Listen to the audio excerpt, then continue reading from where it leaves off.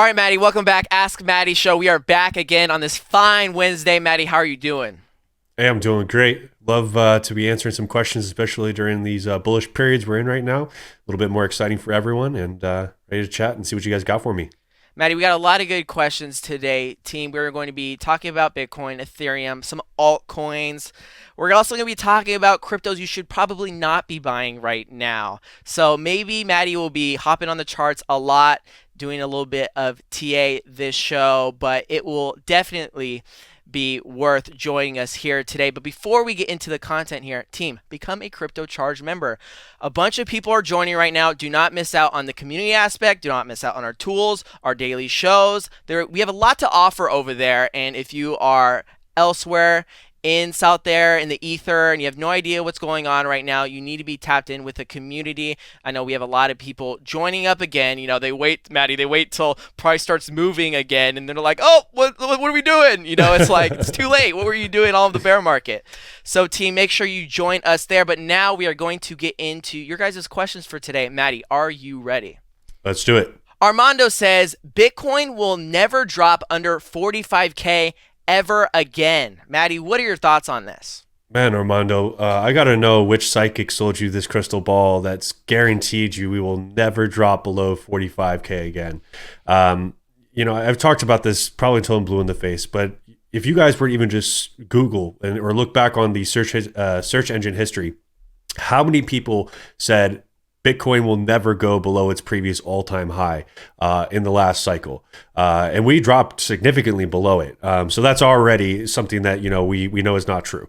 I've heard many times with all kinds of coins, it's never going below XYZ price again. You can't know that. You absolutely cannot know that. Bitcoin has yet to make a significant higher low. We have been doing nothing but impulsing up. I don't know how long we're going to impulse up. Maybe we impulse all the way to 100K, but at some point, Bitcoin is going to have to take a big breather, and people are going to be very frustrated, very confused, and trying to figure out why we have this deep correction here, right? So the sooner we get this correction over with, the sooner we get a proper correction, the more confident we can feel that the market is ready to move higher. I'm very bullish right now, guys. Don't take my anticipation of a large correction as not being bullish on the market. All I'm asking for is for price to offer what it should be offering in a balanced market. We could easily drop below 45K and still establish a higher low. I don't know where you guys get these numbers from. If 45K is your cost basis, that's probably a good reason why you think that it should never go below 45K again. When you look at where we have imbalances on the chart, we have imbalances as low as the low 30K region. And I'm not even saying we have to get down to the low 30K region, but trading in the low 70s right now, dropping down to the low 30s would be about a 50% correction. That would put us at a higher low. Structurally, we would still be making higher highs and higher lows. So to say it's guaranteed we will never go below 45K is absolute nonsense. You don't know that. I don't know that, right? We can make speculations. We can say based on where we think target-wise, based on what we've seen with previous corrections, this is where we think we'll probably land, and that's not anywhere near 45K, and that's fine. But we've had so many deviations of what should be and so many patterns disrupted, you can't say without any doubt in your mind that we will never visit 45K again. Even 40K is an area that really should have been really back tested a little bit more thoroughly, but we're just seeing such massive impulses right now. So again, I'm not a person, especially in crypto, who's been here longer than most people. Most of you guys are listening here. I've probably been here longer than most of you guys. I've heard the nevers too many times and seen too many nevers come true. I like that, Matty. Matty, I want to get some of your insight here because I've talked to some people in the past week, and I swear, 9 times out of 10, people don't know how to invest properly. Like they are either so overly bullish or they're so overly bearish that they can't even look at a chart and make an educated decision on how they should be approaching investing right now. My question to you is, if someone needs to buy Bitcoin, needs to, and I know me and you don't buy Bitcoin at all, but someone that needs to, they're going to do it regardless. How should they be approaching their Bitcoin buying right now? Should they be DCing? Should they be throwing down limit-based orders, or should they do a combination of both right now? Which strategy works best for buying Bitcoin right now? So number one question you have to ask yourself is, what is my goal here, right? Am I looking for a specific return in a short period? Am I looking to build a position over long periods of time? Am I looking to build a position that I eventually am proud of in the next 10 to 15 years from now, right? Your goals are going to determine how we answer this question. My set of rules for myself that I have continuously followed, the consistent investor strategy, you guys can watch it on our website. It's a very simple strategy. I have some very strict areas where I no longer DCA into an asset, even if I believe in it very, very strongly. For example, XRP is out of my DCA zone right now. Now, does that mean I won't do some limit-based ordering and I'll pick up on some higher lows? Absolutely. But why would I want to disrupt my excellent cost basis by just DCAing more aggressively? So for me personally, right now with Bitcoin, if I were to say, hey, you're trying to advise someone on Bitcoin, step one, you're going to have to just make the agreement with yourself that you have to be an active investor. You don't get the luxury of being a passive investor like we were in the bear market. If you wanted to build that position in Bitcoin, then you could be very passive. You could have had the DCA on, you could have kicked your feet up and let the machine do its work with a budget you're comfortable with. That's not an option for you anymore. Now, if you want to be involved with Bitcoin, you have to do some limit-based ordering. Otherwise, you are essentially playing with fire, right? Even if you had bought the previous all-time high, right? A lot of people panic because they see price move so violently. We saw a minus almost 20% in a matter of 15 or 30 minutes, and a lot of volatility kick in there, right? Market makers manipulating the market, and a lot of people get scared of that. Sometimes the correction can be deeper than that, and sometimes it's fast, and sometimes it's fast enough to scare people out. So again, if your goal is to make money this cycle, and you think that Bitcoin is going to be the vehicle or the vessel to do that, I think that you're sorely mistaken, especially if you are not already involved in Bitcoin. I would be giving you the same advice if XRP was at $3 or $4 right now. I would tell you, hey, listen, I'm glad that you're enthusiastic about XRP. We've got, definitely some upside here, but you definitely have to choose to be an active investor and do some limit-based ordering and wait for some pullbacks and look to be a little bit more tactical here. Otherwise, you're just flying blind, and why even ask any questions? Why be here on YouTube at all? Might as well just pick the things that you think are going to do well and just DCA into all of them, or just lump some into them now and just hope that they get to where your targets are going to get to, right? And I just don't think that's a really great approach, right? I think that most of you guys want to maximize your dollars here. Most of you guys don't have an endless flow of money to just continuously throw at assets to try to bring your average down. So if you're one of those people who you're brand new to crypto, this is going to be kind of a wake-up call that you want to be involved next bear market, right? You want to be the people that can look around to what it is, Bitcoin, Ether, XRP, and have more flexibility with it. You have less flexibility now, and I personally would not buy Bitcoin DCA wise or spot wise as we're just making giant impulses up. It might feel good in the moment, but it only takes one bad purchase to ruin all of your DCA work. That's all I have to say about that. I like that, Matty. Someone that needs to buy Bitcoin, don't do it. That's the message there. You don't need to, right? Like, you don't need to. You want to. That's really what it comes down to. You want to be a part of it. You want to be a part of this excitement. You think that Bitcoin is the only rally that's going to look like this, but that's not the case. We already see a lot of alts gearing up to make these parabolas like Bitcoin's making right now. So if that's your reasoning behind it, and you didn't just all of a sudden become like this fundamentalist expert overnight, look to other opportunities in the market. I promise there's so many more other opportunities. I'm not going to go on a rampage about this, but I keep seeing people, again, trying to tell us where we are within this cycle. I have seen so many people say that we are over halfway done with this bull market, and we've barely started breaking out in late October of last year.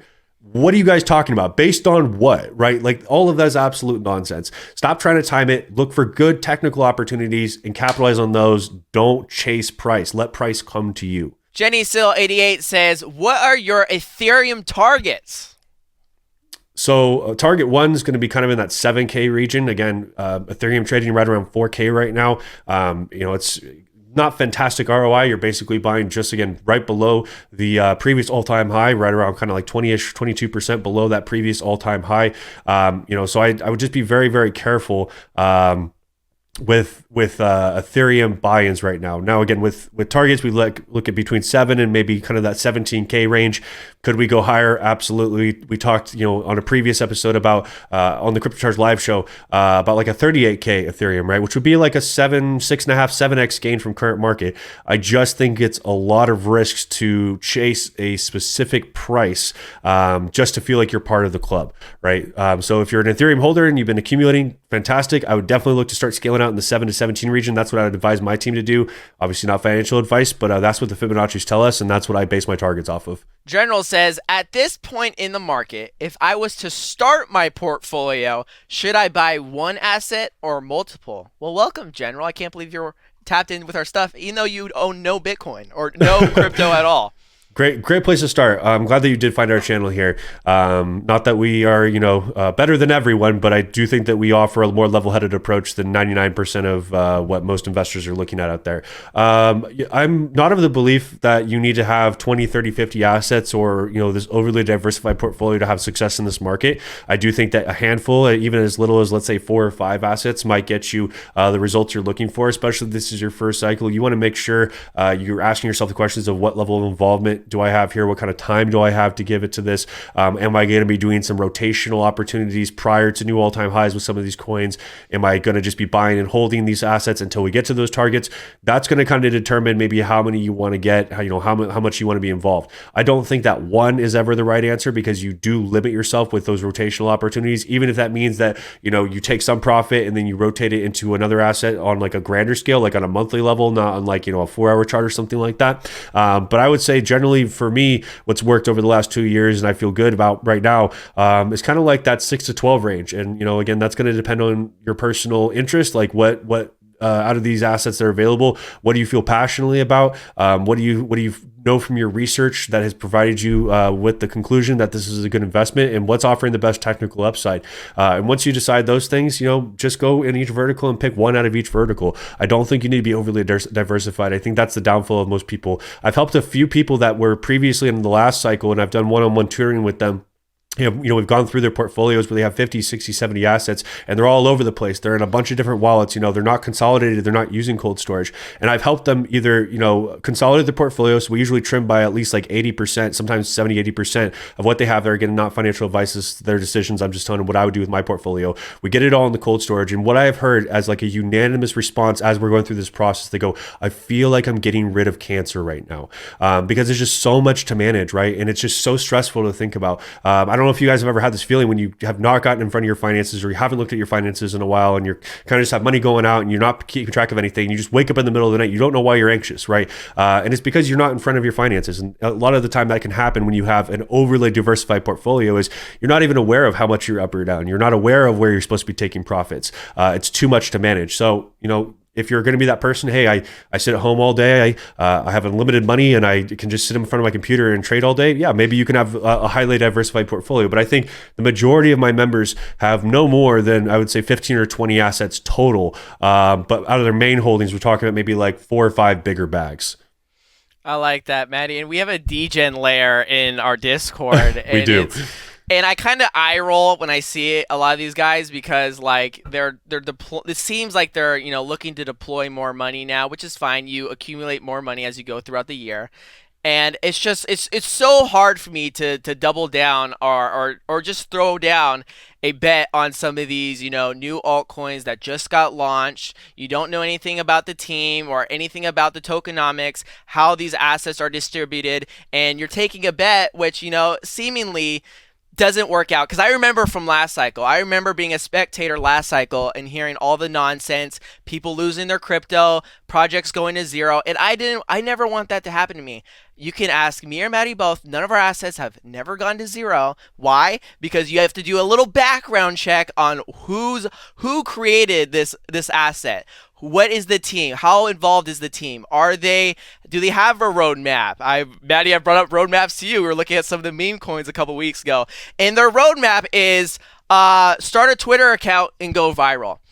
What kind of roadmap is that? Not a real roadmap. That's a marketing plan. That's not a roadmap. And I know that a lot of you guys haven't seen like what real white papers look like. One of the examples that's been brought to me is Jasmine, and I think that was launched towards kind of like the middle-ish or towards the end of last bull cycle.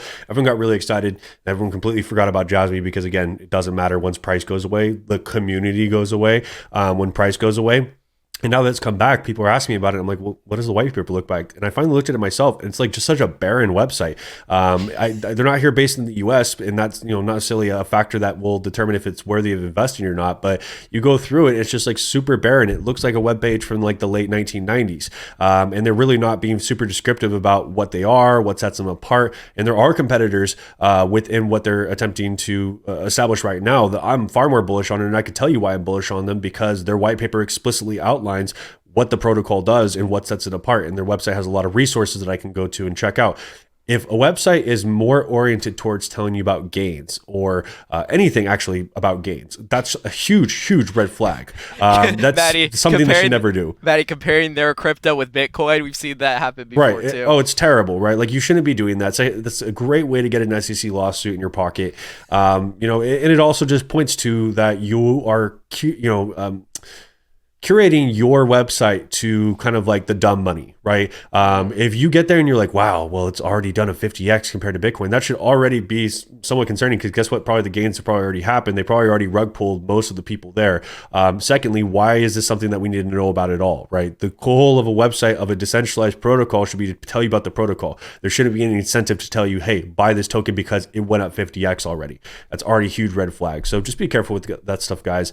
Make sure that you're doing diligent research, and it's easy to get sucked up in these emotions that we have right now with the bull market. It's FOMO. That's what it is. You guys are feeling FOMO right now because a lot of you guys walked away from this market. Where you guys are new to this market and you just got in now because you're hearing about price, and that's fine.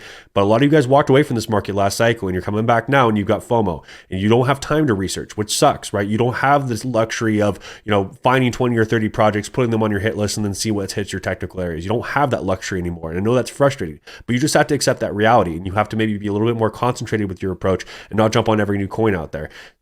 Everyone can talk about the coin that they bought that went up there, in value the very next day, but there's also plenty of them that went down 50% immediately after launch. Sometimes they take a while to recover back for that, right? And then you get missed opportunity there. So just be careful, guys. Not everything new is good. Not everything old is good. Make sure that you're just doing research, seeing what sets it apart, and just diligently investing to a handful of things. You don't need to buy everything.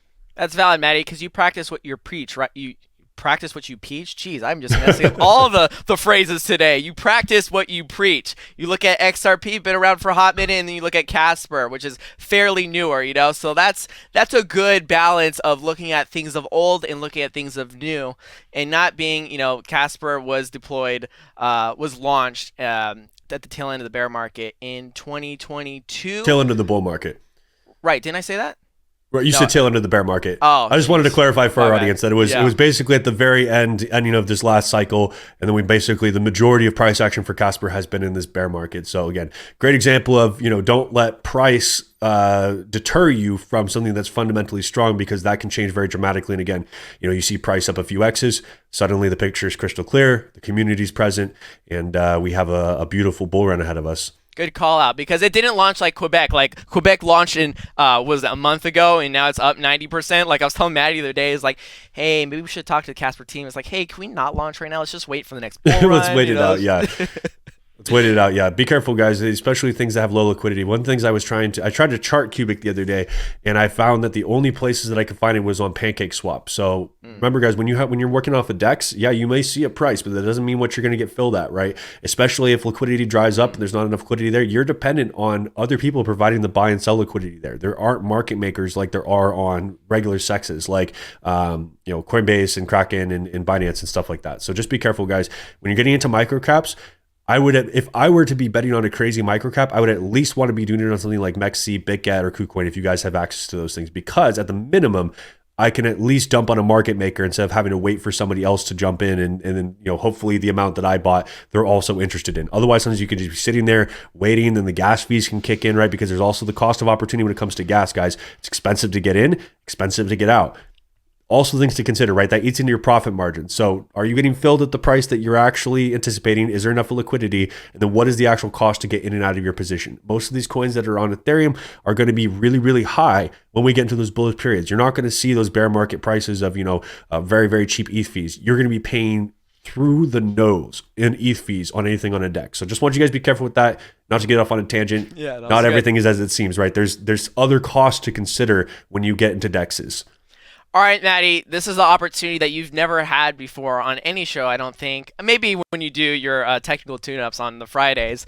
But this is your opportunity to maybe shit on a couple altcoins. So this guy, Shaken, or girl, Shaken Money, says, what cryptos are an absolute don't buy right now? And he or she said Solana or Casp. Matty, pull up your trading view and maybe point out some very hot assets that people are pulling up on Twitter that are saying, everyone to hop in right now that you are not looking to get into right now.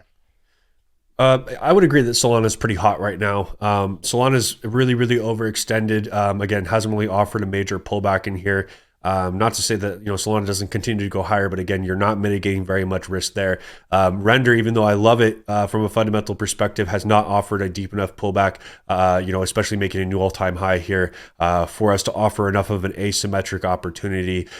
Even though there's some assets that I think are going to continue to offer really, really good returns, I think some of them just from a short-term perspective have overextended themselves. So again, even when we come back to Bitcoin here, right? We're looking at Bitcoin at $72,000 and you got to get in, right? Like you got to buy some Bitcoin.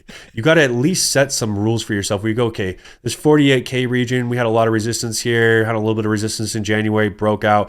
If I were to get a pullback, you can identify areas of interest that would potentially allow you for a better entry, right? We could do the same thing with Solana here. If we pull up the Solana chart, where are some of those areas of interest? If we were looking for a really shallow pullback, right, we could maybe look towards maybe the 106 region, maybe the $69 region. Ultimately, I think 48 got left majorly unchecked. And a lot of this is kind of where people are at with that Bitcoin stance right now of, well, it's never going below this price again. But you look at the massive pockets of illiquidity that get left behind, and sometimes in the next cycle, those become the areas where we establish new floors, right? We can establish new floors in those pockets that got left behind years ago.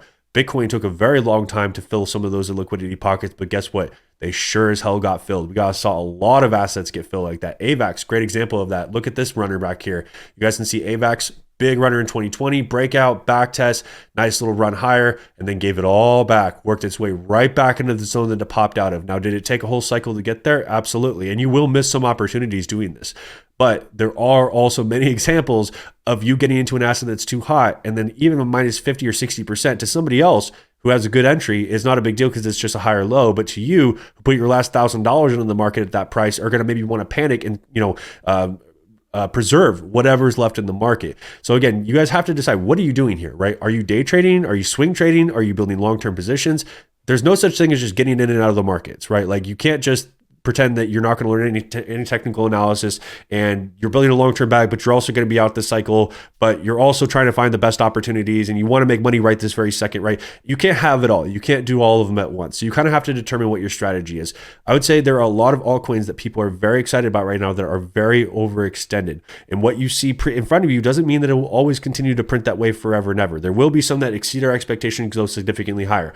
I'm prepared for that with every single one of my coins with my long-term positions that I do hold in those, right? I'm hedging against the idea that, hey, I'm selling a bunch here in the event that this is the absolute high and I don't get anything else, and at least I've taken my money out, plus I've secured some profit. But I always have a little bit of that bag where I'm able to sell at a higher price that I wasn't anticipating, and I specifically prepare for that scenario. So now when you look at some of these assets and you're telling yourself, I don't have any positions, I haven't been in this market, I want to get into these assets because everyone else's are going to keep going up, it's probably not a good idea, right? You guys want to be positioning yourselves in opportunities where there is more upside than potential downside, because when I look at these charts that leave imbalances, that becomes the potential downside to me. So when you look at the Solana chart here and you see this big pocket in here, let's call it even like $50, right? You look at this down to the $50 area, that's minus 67%. That's a pretty asymmetric opportunity to the wrong direction. When you look at the 1.618 being at 427, right? You guys can see this is like 180% move. So minus 60 for potentially minus 150%. I just don't see that being, an asymmetric opportunity that I would personally want to capitalize on. It's not a good enough risk to reward ratio. So when I look at assets that are much closer to their lows, that have good fundamental backing, those are the ones I'm going to jump on. So if you guys are already involved with these and you want to say, hey, I want to add to them, fine, go ahead and add to them. Do whatever you feel is best for your overall position. It's not my money. Right, it's not my money. It's not my money. So I really don't feel offended if you guys want to, invest your money this way. But you just need to ask yourself, what is your goal? What kind of trader are you, right? If you want to become a really good swing trader, you want to become a good day trader, you have to put the time in. You got to put the effort in. You got to earn your stripes, because that's the only way you're going to successfully do this. Otherwise, what are you waiting for? Someone on Twitter to tell you it's time to sell? I'm already seeing the time predictions come out. Hey, by October of 25, you need to have all your money out of the market. How the hell do you know that, right? How would you possibly know that? If you gave me that same advice, back in 2019, hey, market's heating up, have your money out by March of 2021, right? You would have never known that the C19 crash would have happened. You never known all the catalysts that would have happened with the Fed. You would never known about all the money printer stuff that had gone on, right? Which is one of the main reasons why, again, I think timeline expectations are absolute garbage. So, try to create a plan, guys. Even if you're new, you could still have time to craft a plan. There's still so many alts out there that are offering opportunities for you guys to get in, but this is not it. It's not the move for me. Valid, Matty. We had more questions, but we just ran out of time here. And one of them was about market makers. And, we talked about that was the last show or the other show. So, T, we might get to that next week. Sorry for those who asked. But if you have questions, make sure you leave them in the comment section down below. Matty, I'm very excited for the rest of this week and, these months that are coming up, Bitcoin halving, all these things are going to be taking place. Anything to leave the team with here to kind of wrap up?